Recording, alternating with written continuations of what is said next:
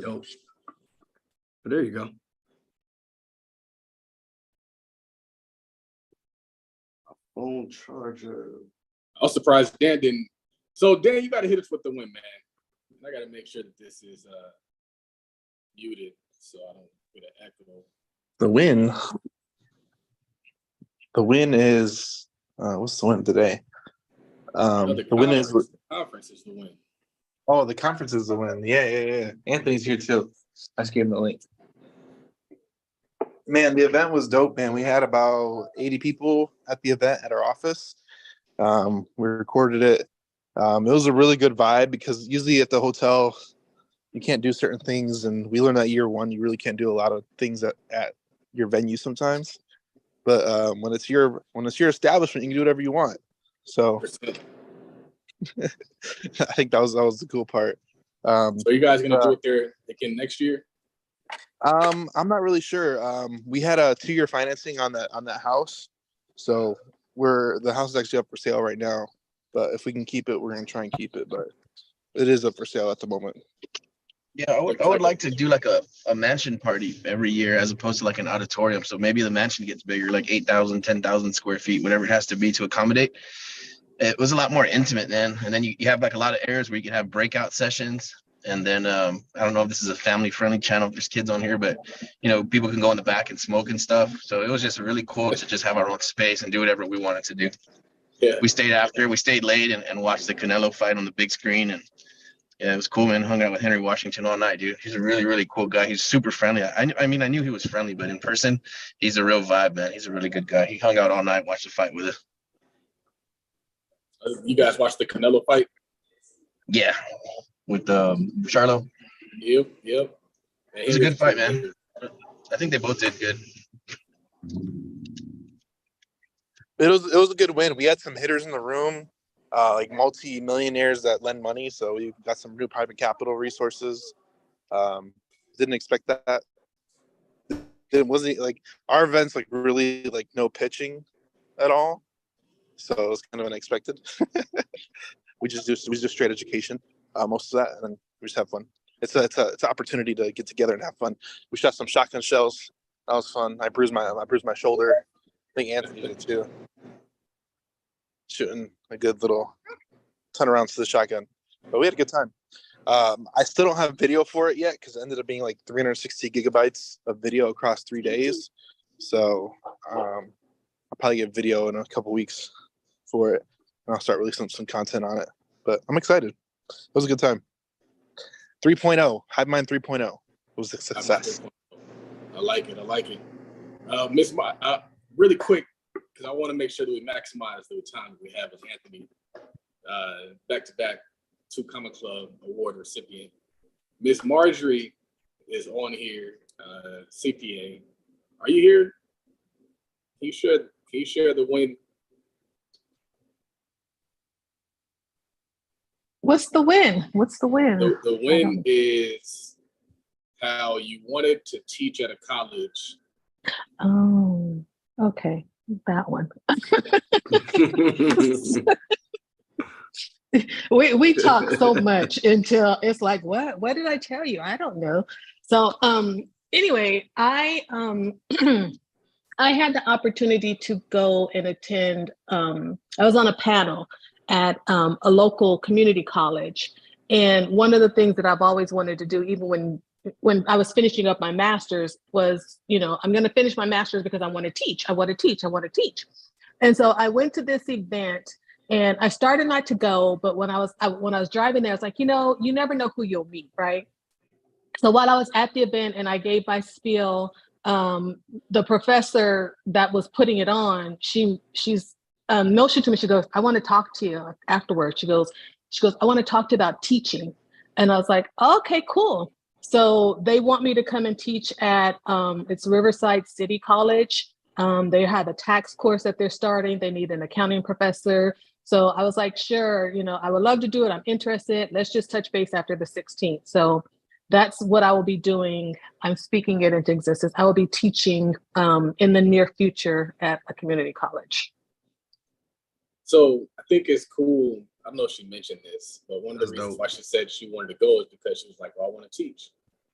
And then she went, and then somebody came up to her. It's like, hey, do you want to teach? And so I think that's fire. But I feel like part of the reason why they even approached her is because she exhibited that aura, because that's what she knew that she was going there for. And so I'm sure the way she was communicating with them and the way she presented herself and all that stuff played a part. Y'all, you know what the book of the month is? And it's probably not even really the book of the month. It's like the book of the week. It's Atomic Habits. The book explains, if you haven't read it, read it.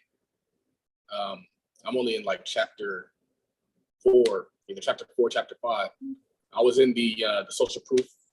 I was in the social proof group, and they were talking about that book. And so I'm on a read and binge right now. I'm in my 3rd book, and I'm heading into my 4th book.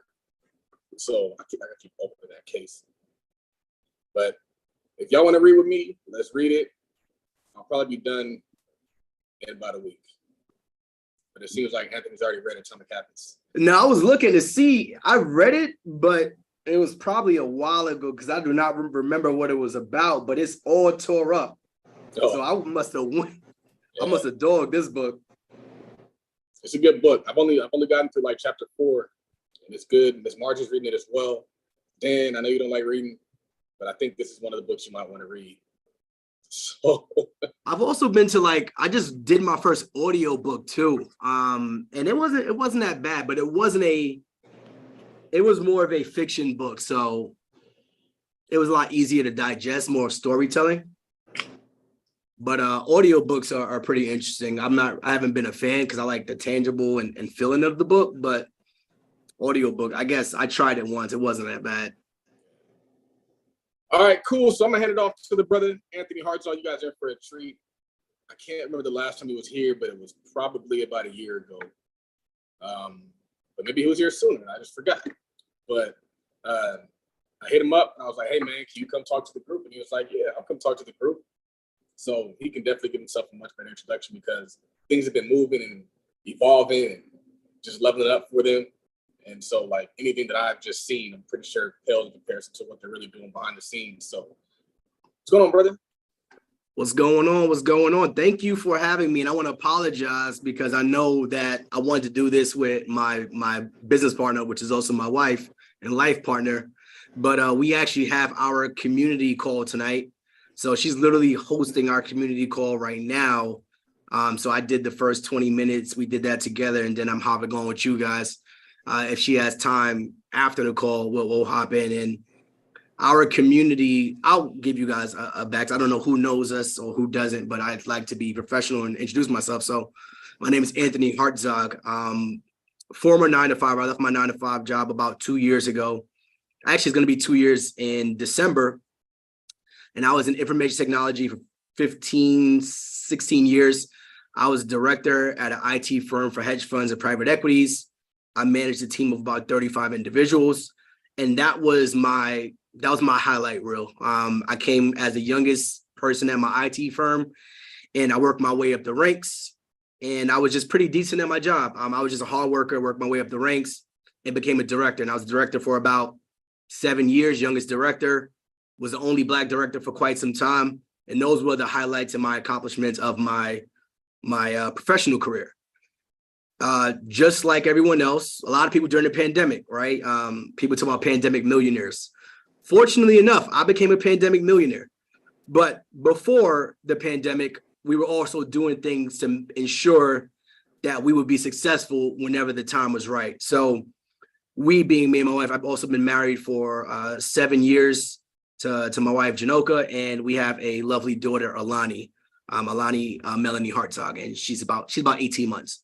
So she came right during the pandemic and right after the pandemic, and I left my job around that same time. But what we were doing before we got to that point, and I speak in we's because normally me and my wife, we do everything together when it comes to our business, when it comes to branding, all of that stuff. So I'm not being facetious or anything. It's just, this is the way I speak now. So before the pandemic, we prepared ourselves. So we were in $114,000 of debt. We got married. We put our finances together. We don't believe in separate bank accounts and all of that stuff. No, we got married. We went all the way in. We put all of our finances together. We sat down, had a conversation. We had $114,000 of debt. And my goal was just to pay that off as soon as possible. I was listening to a lot of Dave Ramsey, which is one of my GOATs. And I listened to a lot of podcasts. Around that same time, I came across Charles. This is probably 6 years ago, following his content. You know, he's talking about financial freedom and all this stuff. And there weren't a lot of people that motivated me during that time outside of Dave Ramsey, because a lot of people that look like me weren't speaking about financial literacy around this time. So we got married in 2017 and we started our brand, which is the Hartzogs. The Hartzogs is literally it was a play on our last name, Hartzog, and matrimony. And I don't know if you guys know about Snapchat and all of that stuff, but this is around the same time that Snapchat got popular and everyone was doing like hashtags and filters and all of that stuff. So that literally filter was the name of our hashtag for our wedding, which is also our Snapchat background and stuff. So after we got married and we started this debt freedom journey, what I'm gonna be talking about today is building digital products and strategies, systems, customer acquisition, and effective team management, and some scaling automation stuff, a little bit of that. But we turned that hashtag, that brand, into, at this point, a multi-million-dollar enterprise between me and my wife. And it all started from us just sharing our story, sharing our journey. So as you guys are coming in, I don't know where everyone is in their life, but we just started sharing and posting on social media. And there was no strategy behind it. Our goal was just to share what the hell we were doing when we were doing it, and hopefully help somebody achieve a result. So if you really scroll back on our Instagram page in 2016, when we first started, 2017, some of our first posts were around family, fitness, and then finances. That was literally the three, we like to call it pillars. So as you guys are thinking about what you're going to do, or if you are already doing it, what are your three pillars that you can always rely on? So whenever we need to post content or do something, we relied on those three pillars: family, fitness, and finances. Those were the only three things we were talking about. And if it didn't fall between those three pillars, we did not post it, we did not talk about it, and we did not share that part of our lives. So as we were going through our debt freedom journey, we realized during this 2017, 2018, we really got into sharing our numbers.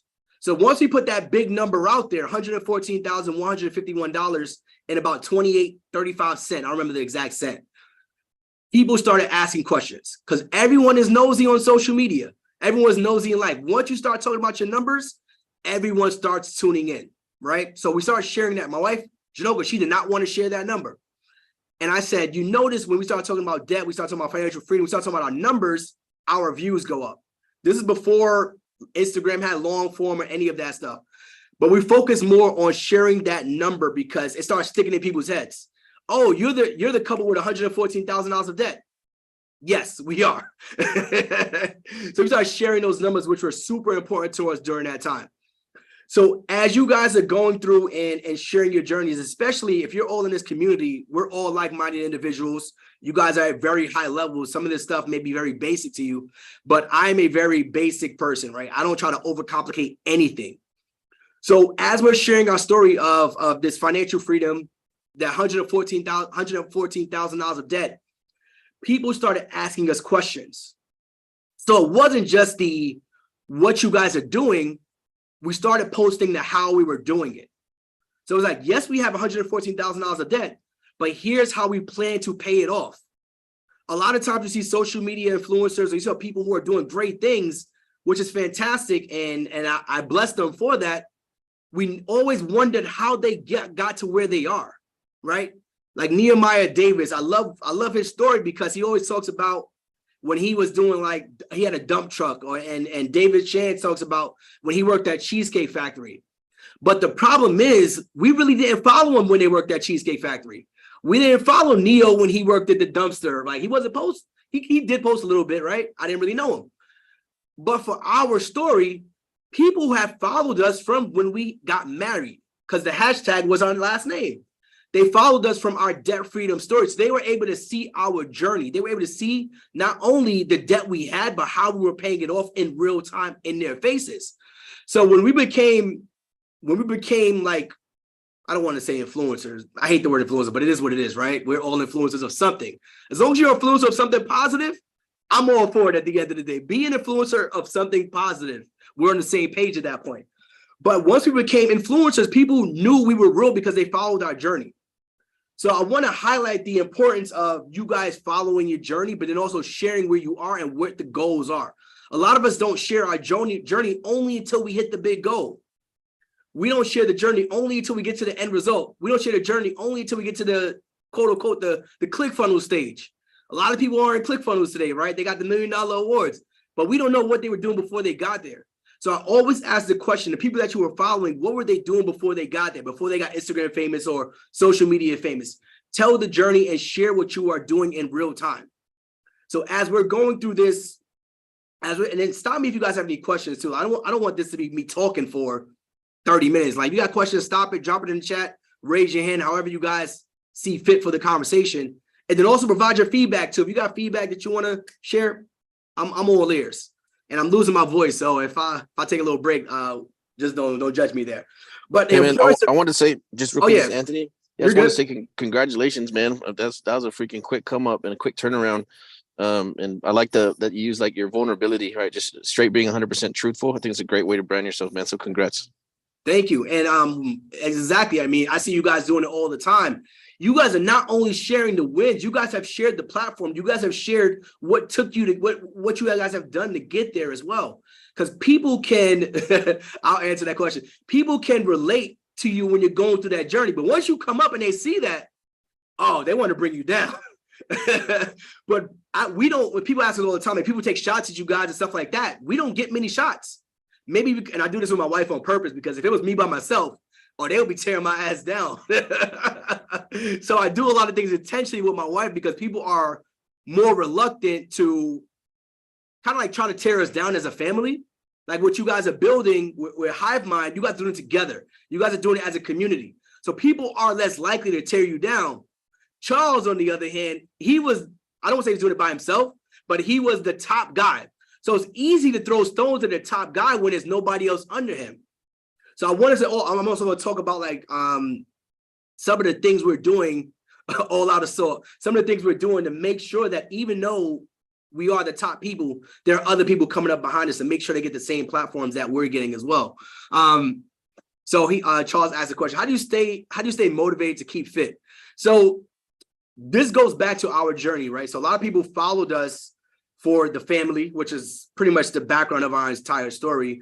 And then the financial freedom was a big part of it. Like they saw our goal to achieve financial freedom. Now there's different variations of financial freedom. People ask me, what does it mean to me? It can mean something to me completely different from you. Bruce reminded me the other day, I was having, and I'll talk about our entrepreneurship journey, but I was having an extremely difficult week. Like probably one of the hardest weeks. I was sick. Sales were down. I wasn't able to take sales calls. And Janoka, my wife, had to pitch in and handle it. And he reminded me, we do this thing where we do like gratitude at the beginning of the call. And he's like, what are you grateful for? And I couldn't think of anything.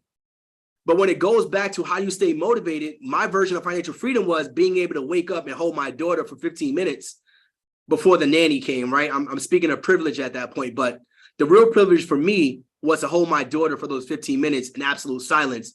And he said, if you were rushing to someone's office and you had to leave the house, you wouldn't have that same freedom of what you wanted for so long.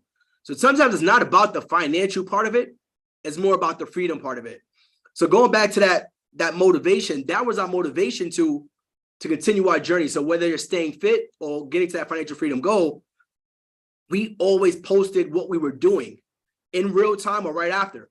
So we had Fitness Fridays. So every single Friday we did it for like a couple of weeks. People was tuning in. We were doing a live raffle for people who were joining us on workouts on Instagram Live while we're paying off this debt, while we're at the gym. This was a long time ago. This is probably back in 2018. We were going on live or social media while we were at the gym, having people tuning into our workouts. When we came home on weekends, we had people tuning into our workouts. So we were able to fit fitness into our lifestyle as we were sharing this journey. So it wasn't just, okay, I'm fit today. We've been doing this for quite some time. Another thing that keeps me motivated is having a coach, having someone that's going to keep me accountable. I am a huge proponent of having a person that can keep you accountable, a person who is a few steps above you, right? Whether it's a coach, whether it's a mentor. I'd rather just go to coach route because I can pay you, right? That's the easiest way to get your help. If I could pay you to help me do a service or to get a result, I will absolutely do that.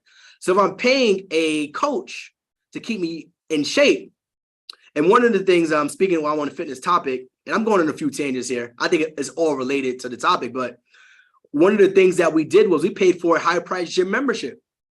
We went to Equinox Fitness Club. There is not a single overweight person at Equinox Fitness Club. I guarantee you, if you've ever been to an Equinox or a Lifetime Fitness, depending on the level, you will not see a person that's out of shape at those gyms. They got a lot of money. A lot of them are in shape. A lot of them got a six-pack. They're not playing with their fitness. So they're going to pay $200 a month because they're damn sure going to show up every single day. So that's another way that we were able to like maintain our physical fitness. So Janoka goes to Equinox every single day. So our membership is $198. So when she doesn't go to the gym, I'm able to say, I pull out my calculator and say, all right, you went to the gym 12 times this month. What is 198 divided by 12?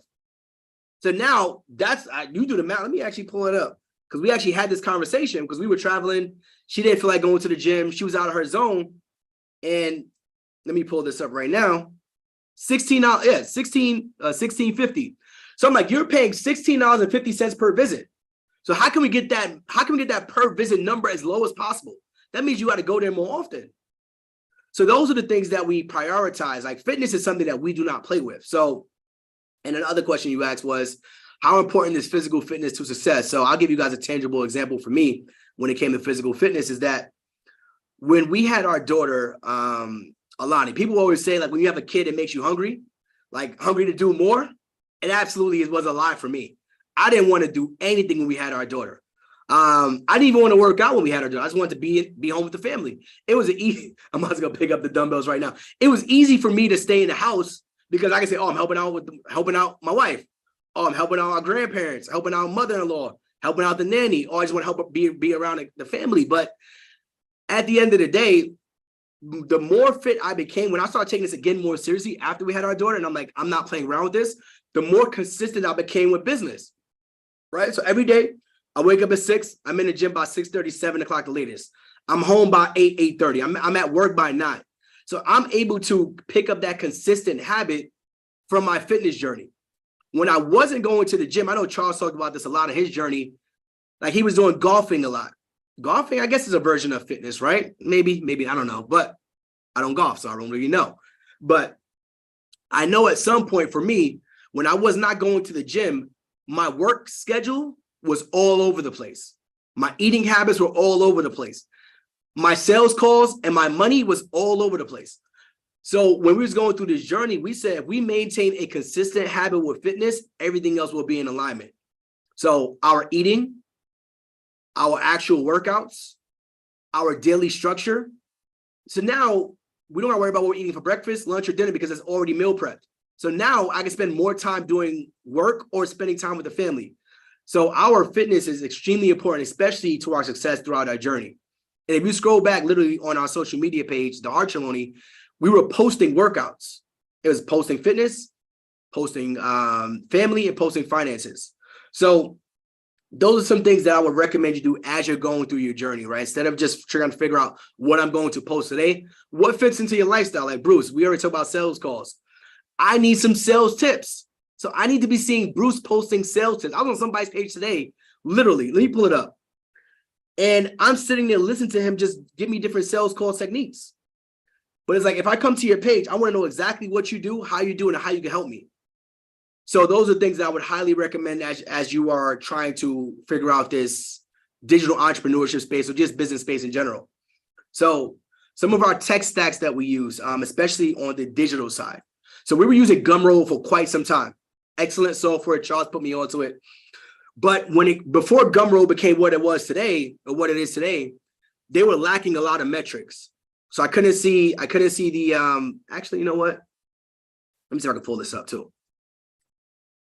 Because I don't know what Gumroad is today, but I was trying to get the most effective way to get as many sales as possible. The quickest way for someone to find me and pay me. So that's another thing I recommend. You do not make paying you complicated. Do not have an overcomplicated sales funnel if you don't need it. Don't have an overcomplicated opt-in if you don't need it.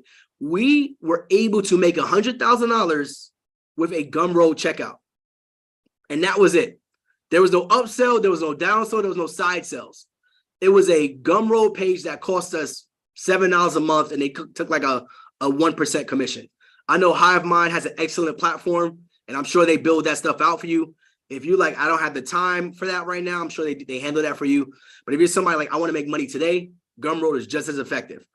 But it came to a point where we realized that we were kind of losing money not having some of those metrics, which is what kind of made us move over to ClickFunnels. But I'm not a ClickFunnels advocate or anything like that. I don't get money from them. They don't pay me a damn penny. So, but as long as you have something, especially once you get to that point where you realize that you don't have the metrics you need. So for us, we didn't know what our checkout rate was. We didn't know. I'm actually going to pull up my funnel now, because what it is today was not what it was previously. I want to actually share my screen too. I got the ability to share my screen, Charles. I think I do. Yeah. So, no, I don't got that. Charles, can you grant me sharing ability? Right now. Yep. Because our text, I want to talk about our tech stack before we started and our tech stack now too. So thank you, Charles. So before we got to where we are today, it was literally Gumroad and it was MailChimp. That was it. Gumroad and MailChimp. MailChimp was free and Gumroad was like $7, whatever it was. So our goal was to get as many people to that landing page to check out as possible, right? That was our quote unquote like organic strategy. But when we realized people were landing on that page and they had more questions, this is where we added our social media component too. So around 2019 was when we started shifting our content to more around what people were asking us for. So your followers, your viewers, your buyers, they would tell you what they want to hear from you at all times. You have to pay attention. So we were going through this transition where I said that, all right, nobody wants to see my cute dog Blue anymore. Blue is not driving sales. And I did an experiment too, because I said, I'm going to stop posting Blue on our page. And everybody said, no, don't do it, blah, blah, blah. But the metrics were showing me that people were not engaging with my dog, right? They were not engaging. They were not liking. They were not commenting. They were not sharing. So I took him off the page completely. I said, I'm not going to post our dog anymore. He's not driving sales. But then we did a poll on what people wanted to see more of. They said finances, and they wanted to know about this cleaning business stuff. I didn't even talk about the cleaning business, but people asked us what they told us what they want to know more about. So when we created our Gumroad page, I was doing an IG live, and I'll remember this day like it was yesterday. I did an IG live, and I literally gave away every single thing that's in our course today. This is 3 years ago, 3 years ago. Every single thing on IG live for like an hour and a half. Charles popped in and said, you should create a course around this. I said, okay, fantastic. I take action. I did another IG live and I gave the same information away, and I stopped, and Janoko was on, my wife, and I said, before we do this live, if I get 10 people to commit, Todd Billy, I said, if we get 10 people to commit to paying us $100, I will create this course. Charles told me to do it, and I said, we'll see. I hopped on IG live before I did the live. I created the Gumroad checkout. And I said, if I get 10 people to commit to this course about what I'm telling you step by step, I will create it, and you will get $100. You'll get the $100 thing. I had 10 people that day send me $100 on Gumroad. $100 times 10. That's a pretty good penny for an hour of work at that time. So I was able to make $1,000 in like 45 minutes. And that was when I understood the power of essentially digital products and services. So we were able to take 4 years of knowledge. So we created a 7-figure cleaning business, and we're doing a live masterclass on this tomorrow, giving away a lot more strategy on this. We were able to create a 7-figure remote cleaning business without cleaning any houses. So when we started sharing our journey on social media, people started asking questions about that part of our journey. We were able to pay up $114,000, yes, by side hustling. But one of the things we did was built this remote cleaning business, which essentially was its own digital product, because we aren't cleaning houses. It's essentially a digital service. The service that we provide just happens to be a physical outcome, which is cleaning. So throughout that time when we were on that IG live, and I said 10 people to commit. So we're not over success, love, speed. Exactly. We're not over committing to this. I said 10 people go to this Gumroad checkout and purchase this thing. I will build it. We had nothing built. We sat down and built the first version of our cleaning business blueprint, version 1, within like a week or so, a week or 2 weeks. That same product has made us over $2 million. I think it's like 2.5 or something like that. But that same product has made us over $2 million. But the most important tangible part of that was us just taking action. We just put it out there and just saw who wanted it before we committed to building this whole funnel, right? Before I went to ClickFunnels and before I don't even have access to Gumroad anymore. Let me see if I can log into my Gumroad. I haven't logged. They still send me emails too. They're doing a lot of updates. Yep, I still got access. Actually, traffic lights. Oh, I still got access. Okay. Damn, I need a token. All right, hold on. I need to send you a token. They do authentication now. That's dope. It still gets the job done. All right, so boom. This is literally inside my let me see. No, I just recognized some. Are you sharing your screen? There it goes. Now I am. Okay. So we were able to make 85,000 and then another 11,000, close to 100,000 in less than a year with a digital product. And I said, this is just with us just playing around with this. And then we built the community component. I literally took Charles' business model. We built the community component. People kept asking questions, right? People are asking the same questions over and over again. So it's like, I can't go live with you every day. I can't keep posting content for you every day. So we built a community. So that community, our community has done multiple 6 figures at this point, but we built a community around that product. People kept asking questions, the same questions. And if we said, if we could just have everyone in one place, answer their questions, put them in like-minded individuals, they will also succeed more, right? Let me see. Our last sale was in 2022, right? This is all from end of 21, I believe, or beginning of 21. But we were able to do this with just literally this. Oh, there it is, 101,000. Literally with just this checkout page on Gumroad. Now, I'm gonna share my screen. I'm gonna show you the ClickFunnels stuff, but that's not the important part. But we didn't need all this extra stuff, right? Let me see where it is. Boom. So now we got a landing page. We got dual checkouts. We got order confirmations. We got order bumps, affiliates, terms and conditions. If you come to our YouTube, we got a YouTube offer. We got all of this stuff in here, right? But this is not what you need to get started. We just needed something that we just needed a platform where people can pay us quickly, right? So that was the goal of that. This is Charles said, I remember that. So once we realized that we really had something tangible, people started like buying it over and over again. And we said, how can we keep sales going? So Gumroad was very important to us at the very beginning. And then we realized the more we shared, the more competition we will have. And Charles dealt with this as well with options. Everyone became an options trader. Everyone became a coach or consultant during the 2020, the pandemic, right? Everyone was at home, but they were teaching things that they just learned. Literally just learned from him. Our competitive advantage was we've been in business for 7 years. So we were able to withstand a pandemic where most cleaning businesses went out of service. So that was our tangible advantage. We didn't just come to this. And I tell people all the time, because there's tons of people teaching this stuff now, but I also tell them we don't just teach this stuff, we do it every single day. So that's what is your competitive advantage, right? So I know, I don't know if Brandy's on this call, but one of the things was like the car rental stuff. Everyone during the pandemic was renting out. I was doing, what's going on, Brandy? I was even doing car rentals, right? But what is your competitive advantage? Cash cars and the cash flow. Exactly. I got a car sitting outside that I bought for cash. And it's like, how can I turn that into cash flow? That's exactly what we need to be thinking about. What is your competitive advantage going to keep you ahead of the competition? So for me, to this day, we've done over $2 million in the cleaning business. We've been in the business for 7 years, right? And we are still doing the thing today. So we're not just teaching this stuff. So I got longevity, I got tenure, and we're still doing it.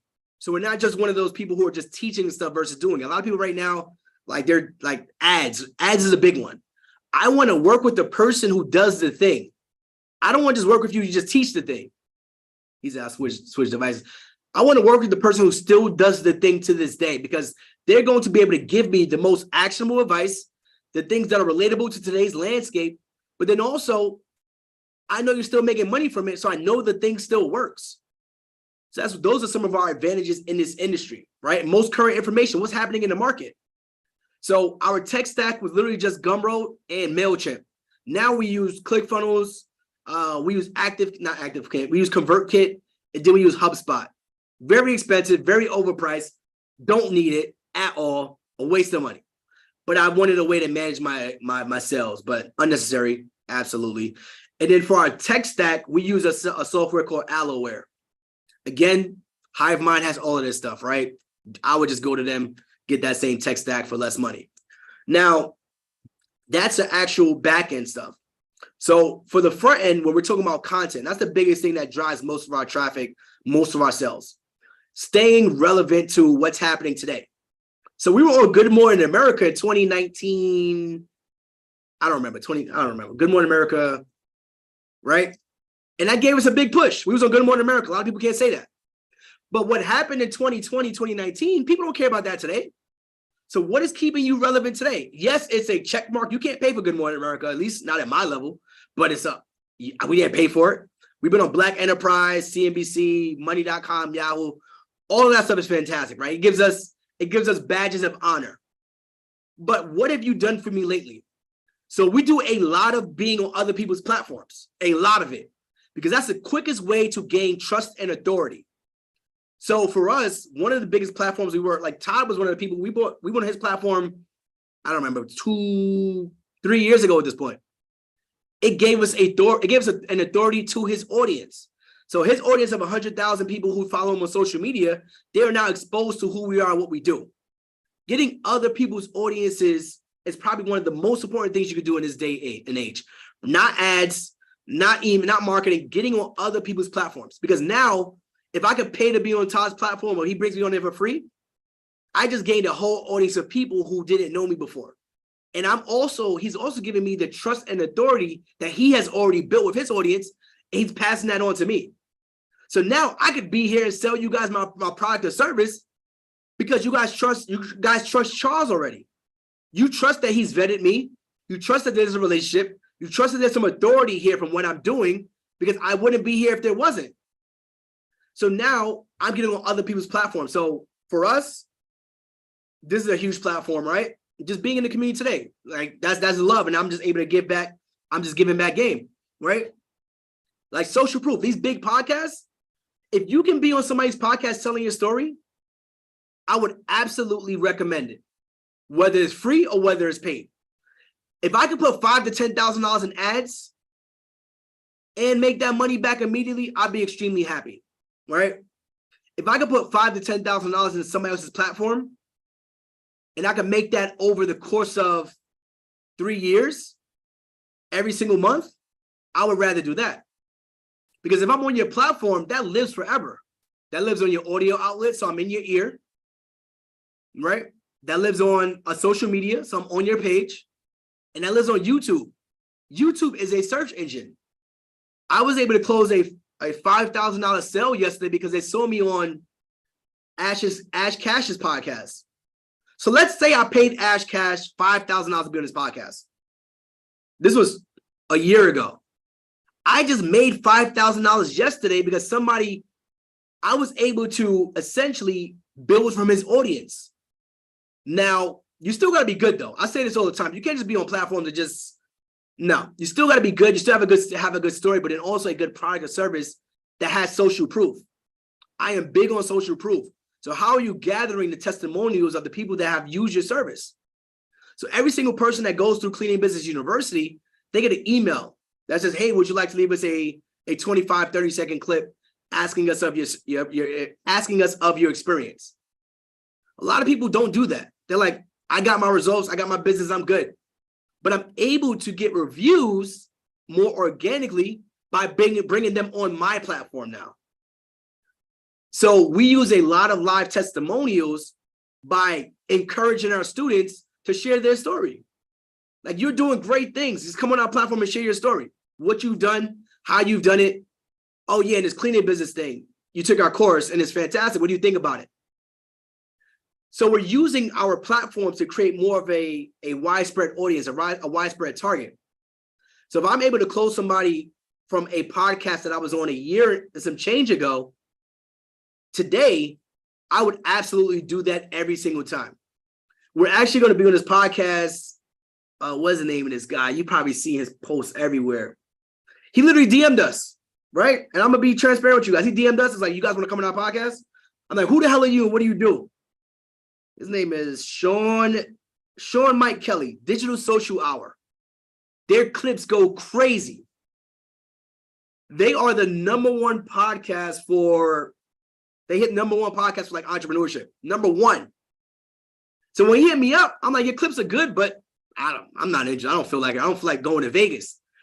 I saw that they had the #1 podcast. You don't think I'm going to be on that show? I'm going to go on that show. Me and Janoka, we're going to be our best selves, tell our best stories, be as funny as hell as we normally are, right? We're going to be ourselves, be authentically transparent about our marriage, relationship. Oh yeah, we have a great business and here's what it's done. But it's like, why would I not leverage that audience, right? A lot of you guys are doing great things, but I don't see you anywhere doing it outside of your own platforms, which is great. I love the fact that you're owning your own platform, you're managing, you're doing it. But if you're extremely great and no one else knows you, you're doing them a disservice. You are doing your potential clients a disservice. You're doing your audience a disservice, and you're essentially doing yourself a disservice. So when I changed my mindset around, like, listen, if I could impact more people by sharing our story a lot more, damn sure going to do it every single time. So I want you guys to think about that. Start trying to get on other people's platforms. OPP, other people's platforms, very important for us. Right now, ads are not the same. After that iOS update, ads are not the same. The biggest leverage that you can use right now is getting on other people's platforms to tell your story. Now, it may cost you. We've paid. Some of the biggest podcasts we paid. We paid cheaper because we have relationships, but we will pay every single time because I feel like if I could pay a platform to be on their network, be on their show, and it's $5,000, let's say it's $5,000. I put that same $5,000 in ads. Once the $5,000 in ads is done, it's done. But these are going to live on forever. So I want you guys to think about that as well. Being on other people's platforms, very important, especially in 2023. Because right now, everyone's a scammer. Every single person is a scammer, right? Evergreen content. We got caught a scam for the first time in 3 years, and I was like, damn, that hurts. It sucks. But we have so much social proof and so much social equity with people. They came to our defense. It was like, no way. But if you're on other people's platforms and you're buying their time, which is, you're pretty much paying for their time, not even the audience, because content is expensive. They got to hire people to come in and shoot. We aren't talking about rinky dinks. Like, I got my own podcast set up here, but they're paying podcast teams, they're paying studios, editing. I have to pay, even if you come record right here, it still has to go to somebody, right? We rent out a studio in Dallas. So you're paying for their time and their services. So when you think about it like that, it changes your mindset. So I'm gonna pause for a second. I'll open it up. Podcasting for the win. Brandy said, absolutely. I just went on Black Business Click in front of their 50,000 followers. Exactly. So now, what do you do once you get in front of their followers? You could target them. You could target their audience. You could target them via ads. Because if you send everybody to your funnel page, whatever is Gumroad or ClickFunnels, whatever it is, you can now target their followers if you do ads. Everyone who visited my social media page within the last 7 days, retarget them with ads. I've ran my own ads for the first year. I'm not an ads guy. I just kind of did what I thought made sense. So now you're able to use. Oh, go ahead. Can you kind of break down the dynamics of your funnel? Like even like the obvious stuff, like, so you have like the VSL, you have the opt-ins, like what does that funnel look like for you? The upsells, the bumps, even the pricing.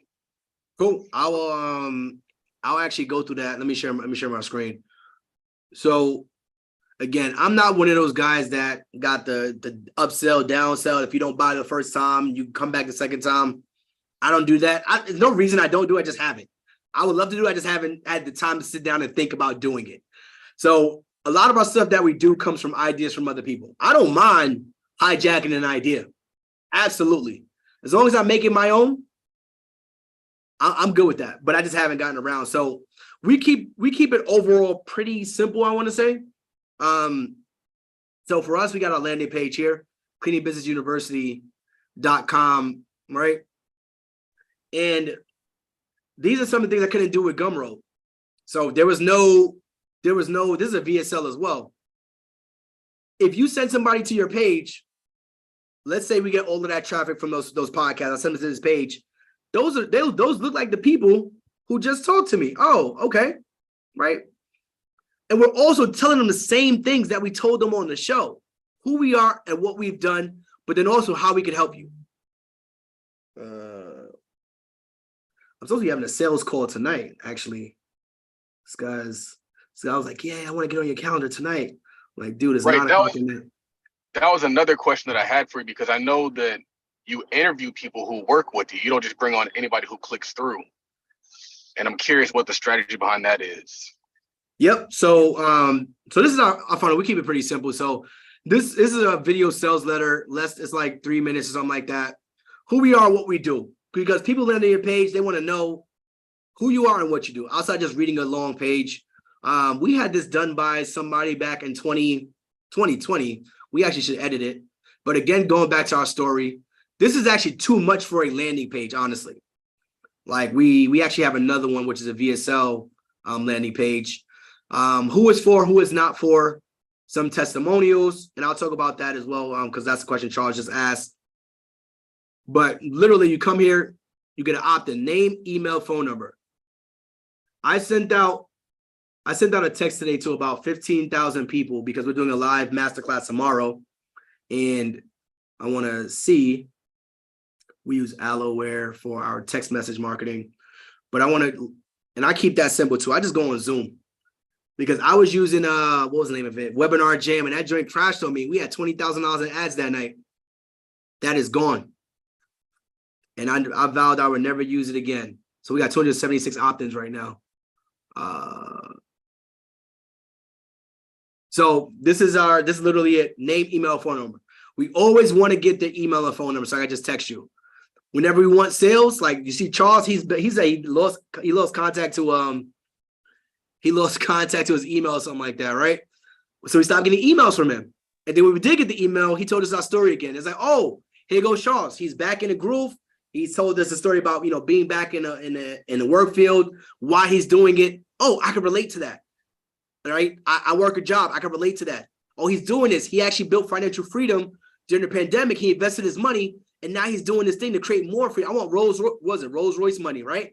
So this is how you're building up an audience, right? So he's emailing us. Now he's going to get back to emails every day. It was actually, I was actually okay when I see those emails every day. But I can also tell when you AI generate the emails and when you don't. So that's another thing. So you gotta watch out for some of those. But so going back to what you were saying about the funnel. So very simple here. Here's our checkout page. And we also test our checkout pages too. So we'll do some things like we're playing around with the order bump. So they could buy it in full. They could do a 2-pay, 3-pay, very simple. And then also that little pop-up, which is more social proof. It tells you who is the last person that bought and when they bought. We have a little order bump here to join our community for a year. So instead of paying almost $500, you'll pay like $350 or something like that. Quick order bump. After that is done, they get a confirmation page. And then let's say they don't take the order bump. Let's say they're like, you know what? I don't want to join the community. Maybe they didn't understand what it was. So we used to have a video here. I actually got to get this corrected. We don't do it anymore. But we have a video here that tells them, once you buy, we are not answering your questions via DM. We're not answering your questions via email. Only place we answer questions is our active community, because we're able to spend the time, energy, and resources in there, right? And we also say it's very selfish to ask us one question in DM because you're the only person that gets to answer. If we could give that same answer out to 20, 30, I think we got 40 people on our call tonight. If we get that same answer out to 40 people, I would rather do that one time. So we'll give them access here again and explain to you what it really is. What else is there? What else is there? And that's literally it. That's our simple version of the funnel. The other funnel we have is where we do our live Q&As with our students. So that one is a simple one. And we just do that one for opt-ins. So our goal when we do live calls, like let's say Charles wanted to have me, I was one of his students who made over $1 million. We have a funnel where people just want to watch that live. We'll get their email address and keep that very simple. So that now when we go live with our student, let me see behind the scenes. Same funnel, looks exactly the same. So we'll have a case study up here. Want to see how our students were able to launch their cleaning business in 8 weeks, or make $1 million in 2 years, or make $50,000 a month, blah, blah, blah. They register here, same process, name, email, phone number. So all we do is just take them to our YouTube page from there. It's just a YouTube live. So we'll do let me see. Let me try to pull this up. So one of the things we do, we always try to get a live testimonial at least once a month, because that's the way to get the most organic content from people. It's not scripted, it's not rehearsed. I'm just asking you questions about who you are and what you've done. But then also this cleaning business thing you did. So let me see, cleaning business. We got tons. Let me see. Cleaning business. Where is it? Last one we did was actually 3 months ago. We are behind. 200. Boom. So what we do is we'll do a live one on, I'm gonna share my screen now. So we'll do a live one on YouTube. So people could tune in live, they could ask questions. And these don't get tons of views. This is like 495 views 7 months ago. Nothing crazy. But what we will use this for, so we'll do literally we use StreamYard for this. And it's just a streaming platform. StreamYard.com.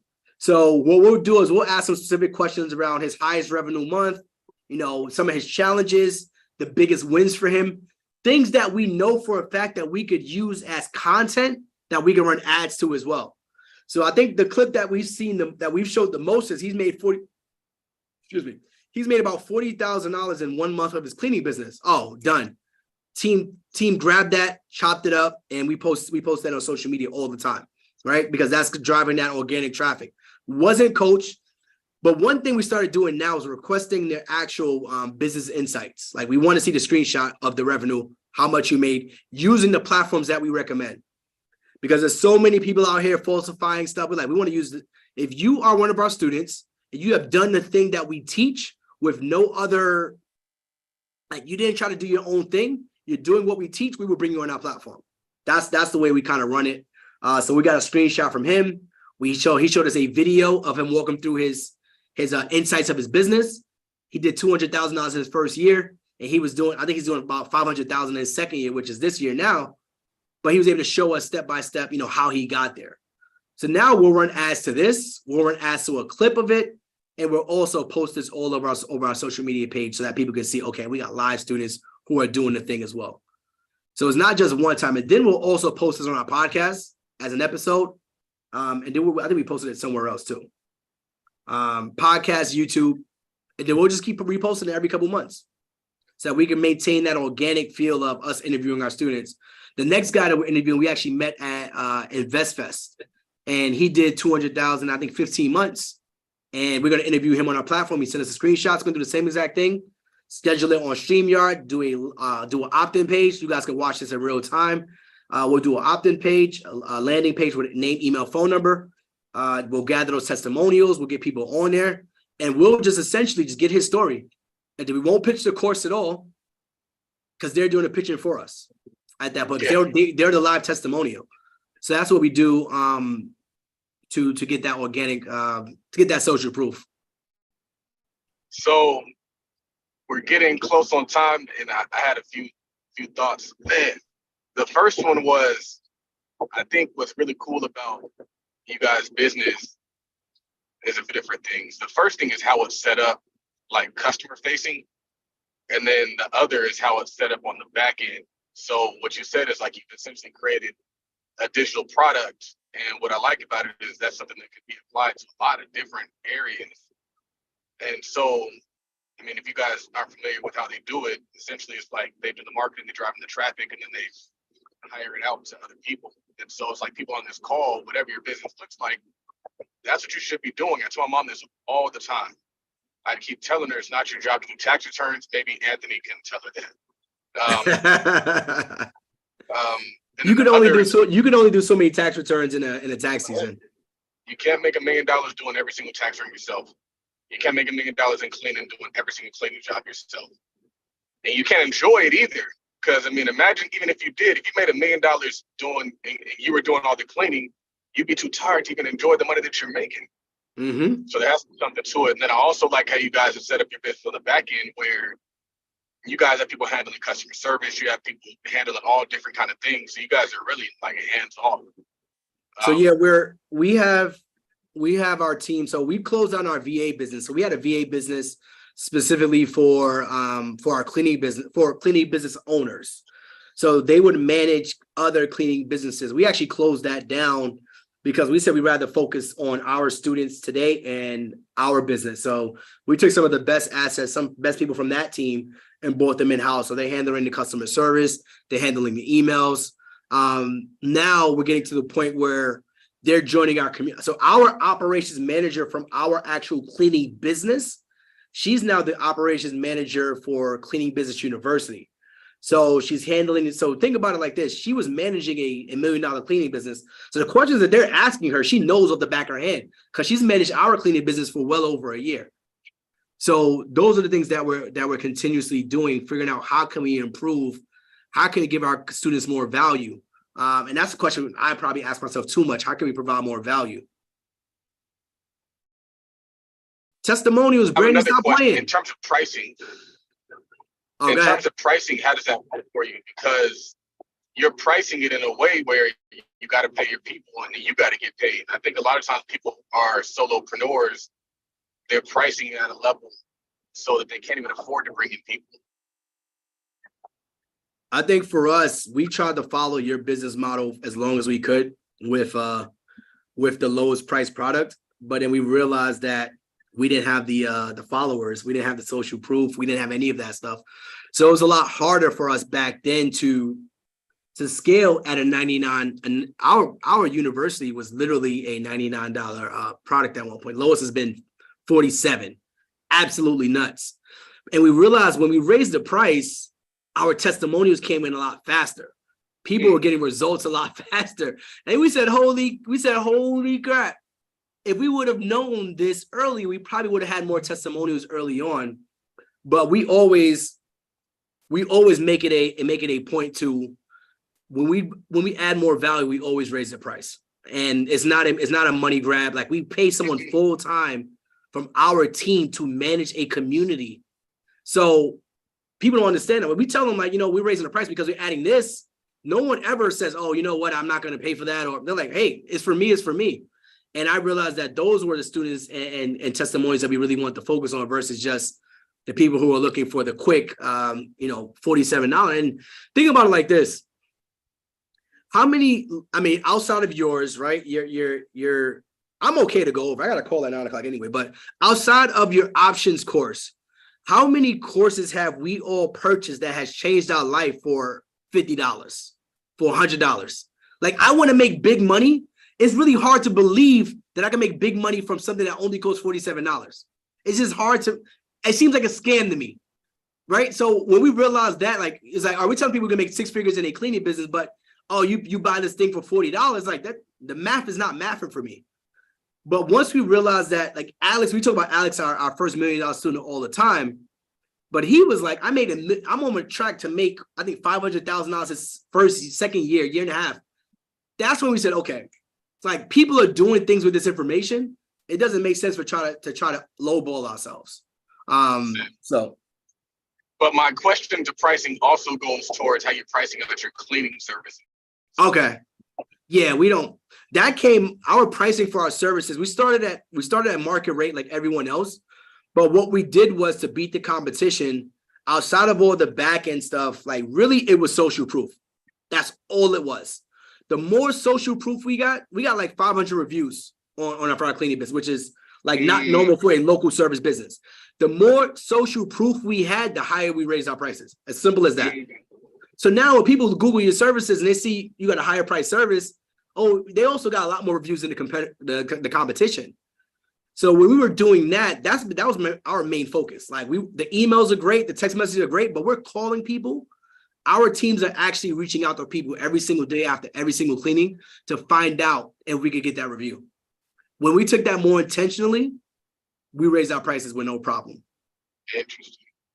So if you were bringing someone in and you're starting at the very beginning, it's okay. You know, you treat it like you got a hole in your bucket, right? So you fill up as much as you can and you give the person the overflow.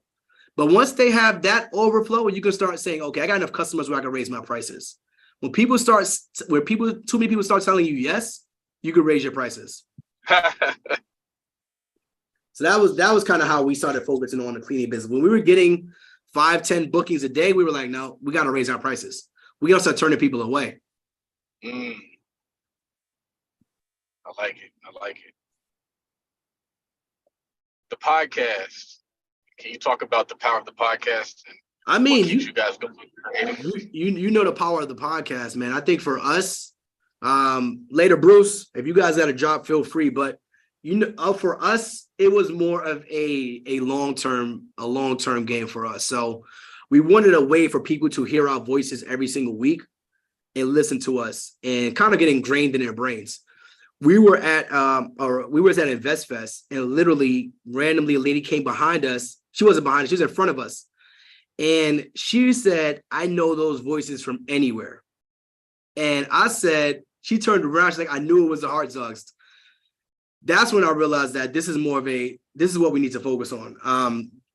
Let me know when you're ready. So that's really the power for us. We're at 100 episodes, more than a side hustle. If you guys could go drop me a 5-star review, drop me some social proof. Let me know what you guys tuned in tonight. More than a side hustle. Go drop me a 5-star review right quick.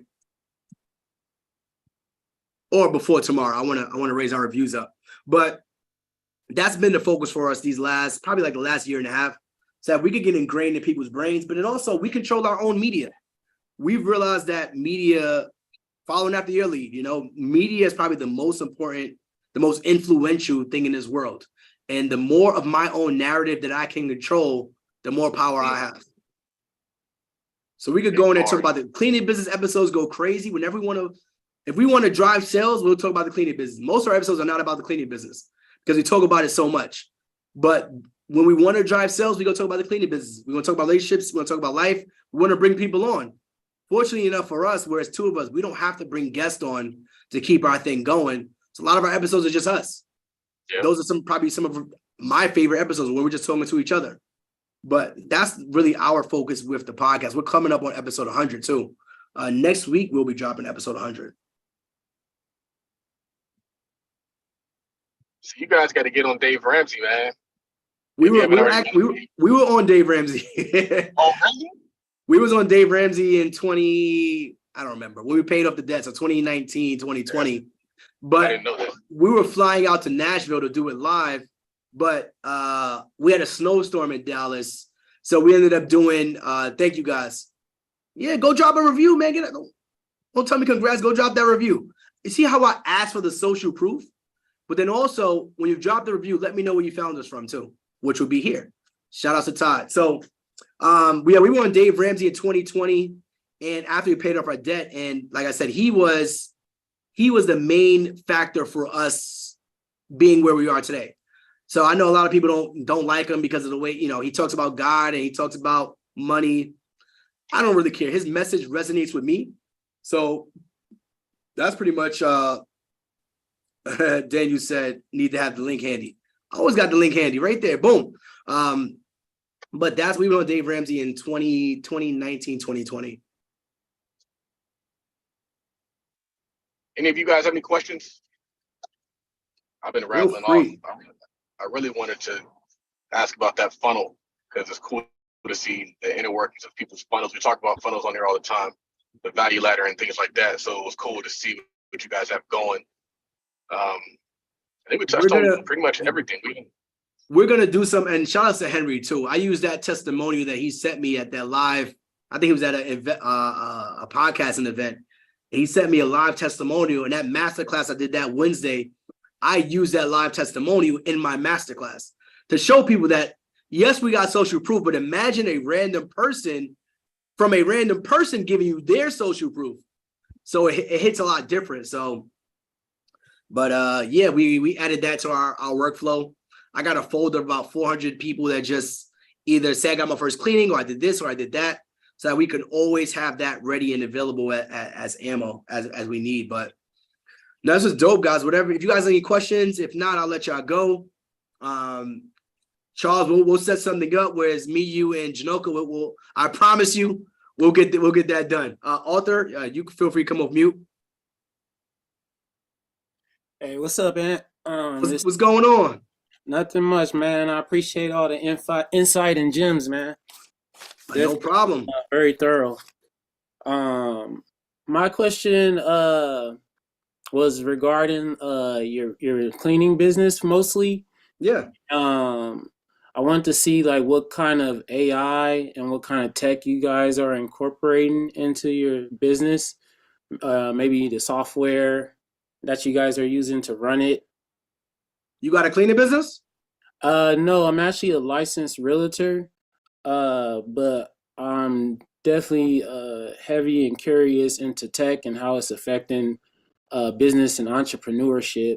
Okay, cool. That's a great question, man. So, I want to say I don't overcomplicate the cleaning business as much as everybody, and as I don't overcomplicate business as much as other people. So AI, that is not my forte. So I'm not even going to act like I do know AI, but I do know our tech stack for our cleaning business. So there's a few things that you use for our CRM. We use Launch 27. That manages clients, that manages bookings, that manages the email automation. That does a lot of those things for us. Clients can book us and pay us online. So that's our back end. You can also use Booking Koala. That's another one. You could also use ZenMaids. That's another one. You could also use Jobber. Jobber's another big one in the space. You could use those. So those are the main 4 or 5 CRMs that people use on the back end for their cleaning businesses. Now, for email automation, I use ActiveCampaign only because I was using that since 2016 in my cleaning business. So I kind of left it when we first started. It's overkill. Don't need it. We use MailChimp when we first started, literally just sending out blast emails for holidays, things like that, promotions. What else? For our teams, so the management of our virtual assistants and our operations manager, we use a platform called Basecamp. So Basecamp is a platform. What would I describe as Basecamp? So essentially, it's just a platform where we all come together, we just communicate. So that's how we all manage projects. So it's just like Asana, it's just like ClickUp, all of that stuff. We just use Basecamp. We changed from Basecamp over to Slack because I got tons of groups in Slack, but that's how we manage customer communication, whether it's a reclean, whether it's reviews, whether it's hiring. We kind of just have channels in Slack. What else? For text message marketing, we're actually building our own, like, quote unquote CRM. So kind of like what the Hive Mind guys have done, because we use a ton of different things, but we kind of wanted to bring it in-house.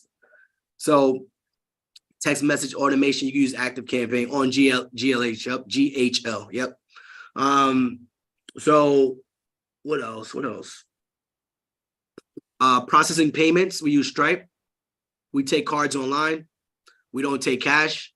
And yeah, that's pretty much the stack for our cleaning business. Are you guys out here in California, or? We got students in California. We're in Dallas. Okay, that's not too far. That's not too bad.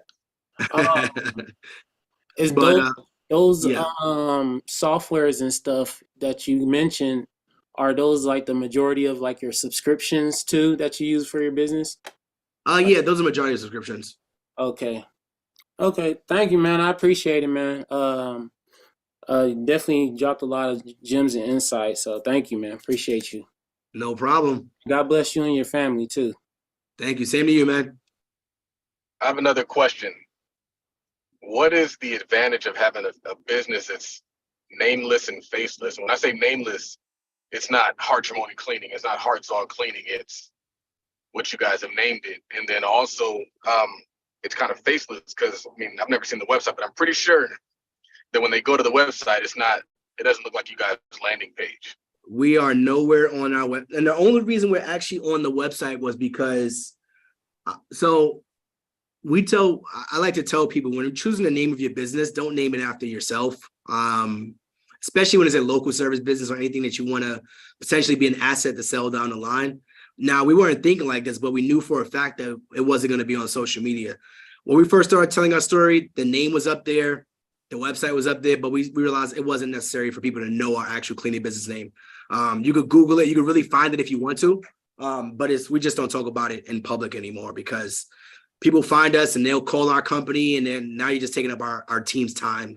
They'll send us emails and they want to go through the funnel. And so that's one of the highlights. Well, we don't need to post content. So our cleaning business, we don't even use our social media pages.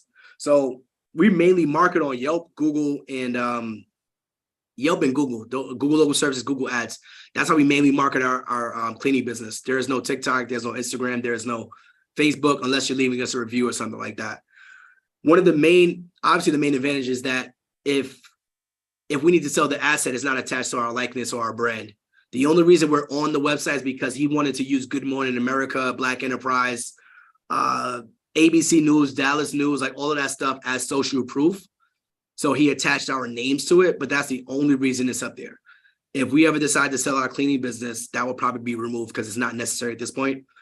And the other advantage of not using a name is that the search engine optimization that you can get from having a branded website that has nothing to do with your personal brand is a lot more lucrative. So for example, the highest cleaning service, so Google local services and Google ads and search engine optimization allows Google to say, I'm going to place a rank on this website based on a few things. One of the things is going to be the name. So Dallas Mates, he's been in business for 20 years. I know the owner, he's a great guy. Been in business for like 18 years, Dallas Mates. When you Google a service, you're going to type in two things: where it is and what you're looking for. Dallas Mates, Dallas Cleaning Service Dallas. So you know who's going to pop up? The person who has that name, more than likely. So we will never be able to outrank him on Google because, number one, he has a tenure of 18 years. We've been doing it for 7. And number two, he owns the actual, the short tail domain, which is Dallas, which is the location and the service that he provides. It's not Greg's Cleaning Service. Right. It's Dallas Mates. So that's where we took our name from, where we said, we're not going to have our name focused on us. It's going to be something that says cleaning. It's going to be something that says maids, services, whatever it is. So that's the importance of having a faceless brand or business just for Googleability. That was the main thing we were focused on. Now, everything else, if you want to do Charles Cleaning Service, is fantastic, but no one is going to Google Charles Cleaning Service. They're going to Google LA's top cleaning service. Right. Do you think people have more of an allegiance towards you because you're named with the city that you're in? And also, do you think that gives them more trust because that's the name of the city that they're in? What was that first part? Do you think that people have more of an allegiance? Because one of the examples I always give to people when I tell them about like the concept of naming the business after the city they're in is because you look at sports teams. Mm-hmm. And if you live in that city, you're automatically a fan of that team by default. And if you aren't, you kind of get looked at crazy. And so do you think that there's an allegiance to, hey, if I have to choose between Dallas Cleaning and Greg's Cleaning, I'm probably going to lean towards trying out Dallas Cleaning first, because now you kind of have that trust factor because they all live in the city. And I think it kind of gives you like an advantage. So I would say yes and no to that one, because the only time, like Dallas is a big city, but McKinney's cleaning service, McKinney's maids, there will be people who will book his services just based on McKinney, Texas, because that's where they live. So definitely there's an allegiance there, right? All right. They're local to me. I live in Frisco, Texas. I live up north in Texas. I don't live in Dallas anymore. But our cleaning service is quote unquote Dallas, right? So there's an allegiance there, definitely. But the only time that Google will give you a higher ranking based on your name is when people are searching for that name. Like people are specifically, and that takes years to build up. I forgot, they call that brand authority, right? So Uber, Lyft, Airbnb, people are searching for those terms. Dallas Maids is going to have a higher brand authority, even though people aren't searching specifically for his cleaning service. That's just what they're typing in on Google. So I would say yes and no. Definitely people are going to book your services because of your name, but more often than not, people choose the wrong name because that's just what we do. Yeah. Especially for a local service business. I like it a lot. Great conversation. I think we had a very thorough conversation, more thorough than we probably have had. We got a chance to flesh out a lot of issues. As I've been watching and just observing, I'm like, I'm curious about this stuff. So that was cool. Well, we got Henry. He has handled for a while, man. Oh, let's do it. All right. My bad. I'm taking over. Nah, you good, bro. My question is, looking back, what did you underestimate about the person you had to become in order to achieve the success you got? Great question. You doing a podcast interview with that one. I would say, what was it? Brady said Charles taking over. What did I underestimate? I think I underestimated how hard entrepreneurship actually is outside of the pandemic. It is a different, and I know Charles talked about this as well. We never sought out to make entrepreneurship seem easy. That was never my goal. But it was a lot easier to build a 7-figure business when I had 6 figures to lean on. So I never really relied on my cleaning business to make us money because we were able to just build it and just stack up. So it's a lot easier to build a 7-figure business outside of a 6-figure income from my 9 to 5. I underestimated how hard entrepreneurship was during the pandemic because it was a different type of hard. So it was easier to make money, but it was harder to stay focused on the thing, right? We were just everywhere doing everything. Now it is less money and it's requiring more focus on one thing. So that's one thing I underestimated. And to become the person, I don't even think I'm there yet.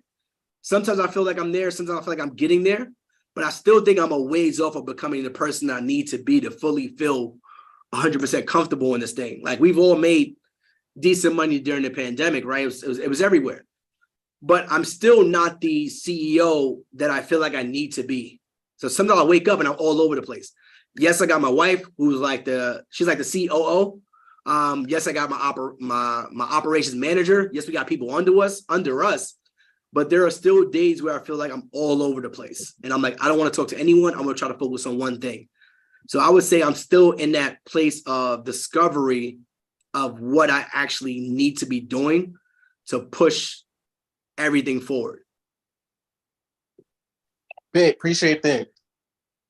So the conversation on the social media is always talking about women wanting a provider and trying to find a rich man. My hand is up. Randy has been up for me. Jesus Christ. Shout out Charles, to you. take Like, over. What is this, a podcast? Up. No, it's Charles taking over. Give me a second. Let me get in here. Damn. I mess with it. Up, I can't take Charles. She said what's black up, everybody? Charles taking the conversation left. No, oh actually, my God. you probably taking it exactly where I'm gonna take it. I think, but this is like business and personal, if you will. But what's up, everybody? This is Brandy. I help you turn cash cards into cash flow. So thank you for all the information. This is a great call. I know I hear about you guys all the time. I follow you, so I've been seeing you for years, but just having this call just helped more, you know. But my question to you is like right now when we're in this soft life where every husband or spouse wants to take their wife out of, work and have her live that soft life. And Janoko being, you actually got out of work first and she stayed longer than you. How is that dynamic, and how do you guys, how does that look for you guys as far as, well, I would say, how did that help you as far as building the business as much as you did and doing as much as you do? Because like from what you're saying, I could tell like you have somebody that's right there with you. A lot of us are just out here like kind of like singling this thing out, like trying to do it ourselves, and then like we're looking at it from a standpoint of like, okay, Charles tells us like you have to be omnipresent, and yes, there are automations, but it is a good thing when you have somebody, a partner, a business partner and an actual partner that is with you going through this with you. So how has that helped you guys to get to this point with both of you doing it? And were you looking forward to giving your wife a soft life? That soft life, man, is different because we're actually in a conversation right now of what does it look like when she leaves her job, because we have to spend a lot of time doing things out. She's still at her job now. She took 6 months. She took 6 months off to try to figure out this soft life or travel life. Whatever we wanted to figure out was totally fine, and I was all for it, and I'm still for it. But It's scary. It's really scary. And that's a conversation we had recently, where not the income side of it, like there's obviously going to be fears there, but like how does it impact our day-to-day, right? Because she's like, well, if she leaves her job, we could do more together in the business. And I said, do you want to do that, or do you want to do something else? Like, what do you want to do outside of this, like this business thing? And I think that's the part that's scary, that we've been doing this together for so long. There's a fear that if she doesn't want to do that, what does this look like? What does the Hartzogs look like?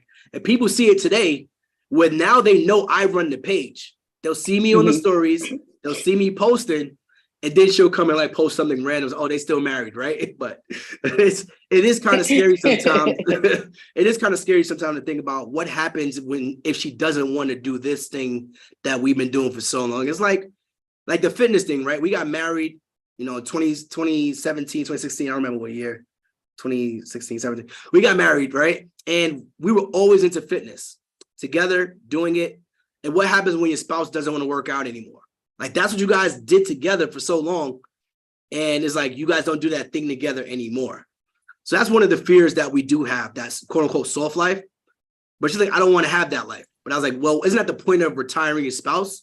But for me, and Charles is saying, Charles is golfing, he said all the time. But for me, retirement didn't mean going out and golfing, which I would love to do. It just meant focusing more on what we have going on internally. And for her, I'm like, what does, leaving your 9-to-5 look like for us as a family? So just to be transparent, it was a conversation yesterday while we were doing dishes. And I was just like, I'm scared. And that was the conversation we had. Like, I'm scared about what happens if you don't want to do this thing that we've been doing for so long together anymore. Now, it is a lot easier to have your spouse doing it with you. Honestly, I don't think there's anybody who would say otherwise. And people ask us all the time, should you bring your spouse into your thing? And we're actually doing a call with a couple tomorrow, unintentionally, but they're trying to bring their two worlds together. She's an entrepreneur, he's an entrepreneur, and they're trying to bring it together. And I think it would be great, but if you guys have built these separate things, I think it would be more beneficial if you keep them separate when it comes to building entrepreneurship, building businesses. Because you have the way you do things, they have the way they do things. And when you bring it together, it's going to be a huge clash of the minds, which might not be necessary for you guys. I don't know if that answers the question. I know I gave you a lot there, but I don't know if that answered the question in particular. No, it answered my question. And the other side was, are you, like, I know you say you're scared of her, leaving her 9-to-5 and things like that, but was it like on your mind of like, once I get to a certain like stature in my life as a man, once I get to a certain stature in my life that I would give my wife like a life of, you don't have to do anything? Or did you always want somebody to like be there with you and do this thing with you. Because a lot of people want like basically like the maid, the woman that stays home, cooks, cleans, take care of the kids. And We got some a cleaning people, service. We got a company for that. right, right. They want that. Whereas like you Mhm. guys just kind of like brought these people in and was able to still live your life together. But was it a thing of like, no, I'm gonna like let her have her soft life and I'm gonna work? Or was it like, no, I'm looking for a spouse that's like gonna work right beside me and it ain't gonna be no soft life, but it's gonna be we're building an empire basically, if that makes sense. Yeah. No, for us, for me, there was no empire. We got married. We've been together since we were 12. So it was like we dated in high school, middle school. Went away to high school. We did a little bit. College, we separated because obviously that's what men do. They got to go figure out themselves. And we got back together after college. So, I think it's a lot easier for us, and especially me. We've been married, for some time and knew each other for quite some time, where we weren't looking for this whole what you see today. So I really can't relate to the conversations that are happening today, where you want to have a boss woman or a woman that wants to live her soft life. I can't relate to those conversations because we've really been together since kind of like kids. So we've seen each other grow up. So when we got together, it wasn't like we're building these businesses or these things. It was literally just a hashtag that turned into this, which is now our life. So for me, I would say, yeah, if she decides that she wants to leave her job and, she just wants to, quote, I don't want to say chill, but I would just be curious on what does she want to do? And I'm always asking her that every day. Like, what do you want to do? Do you want to wake up, you go to Equinox, you get your Starbucks, you come home, you play tennis? Like, what does that look like for you? And she doesn't have an answer. And I was like, well, you were off for 6 months and we traveled 2 times a month, every single month. Is that your soft life? So for us, I think it's just more of a, what do you want to do? And, how can I support you in order to get there? Now, it ain't going to be doing absolutely nothing, but I'm not going to force you to do work if you don't want to do it. Like when she had Alani, that's when I pretty much took over what our brand has become today, which is more about business. And we're kind of getting back to the family stuff, which is why we kind of switch between the posts and whatnot. But I took it over. It's like, I'm doing all the sales calls, I'm doing all the marketing, I'm doing all the podcasts, interviews, everything. And she was like, right after she had Alani, we're back. She was back on it. So this depends on what she wants to do after she makes that decision. So for us, there was no quote unquote soft life or hard life. We kind of came in this together and we came up together. So like I said, it'll be hard to see what this looks like after, if she does decide to not want to do any of this stuff anymore. Like I said, she's hosting our community call as we speak. She would have been here with us, but she's like, we got to work. We got to make things happen. Makes sense. I love it. Thank you. No problem. Charles, floor is yours. Rap, do what you got to do. Yeah. I've already asked them. I've already asked them the question about how important marriage is. But this is a really, really, really good call, and I'm thankful that we got it recorded. You guys can find it on the YouTube channel. It's actually my personal YouTube channel, just because that's the one I had access to through Google. We're gonna get it swapped over to the main YouTube channel, and we're gonna chop this up, turn into some clips, because there were a ton of gems dropped. I learned a lot. I got some actionable advice I need to get back on. So hopefully you guys are taking notes. If you need to rewatch it. Make sure you leave them a review on the podcast. Make sure you guys leave them or follow them on social media if you're not already doing so. And also check out Clean Business Youth, because they're doing really cool things and they have a really cool business. And from the outside in, you might not understand the impact, but they're doing some really cool things and they can help you with some really cool things. And I think even the idea of just like Hartzogging, I turned it into a verb, like Hartzogging your business could be widely applicable to not just cleaning. Like, I'm just like, man, the sky's the limit once you start to look at business that way. But thank you guys all for showing up, staying to the end. We had people come in and go. It was cool just to see people on the call. We only do these once a week, and you guys showed up. So shout out to that. Again, we're reading Atomic Habits. So I'm not going to read it chapter by chapter. We're just going to read the book. So just read the book and then we'll be dropping in, having conversations about the book. I was talking to my mom about the book last night, and we're on different chapters, but we still had a really, really good conversation. So check it out. I'll see you guys in the Facebook group. I'll see you in the Slack. I'll see you in the Discord. I'll see you on social media. And we out of here. Thank you, brother. All right, guys.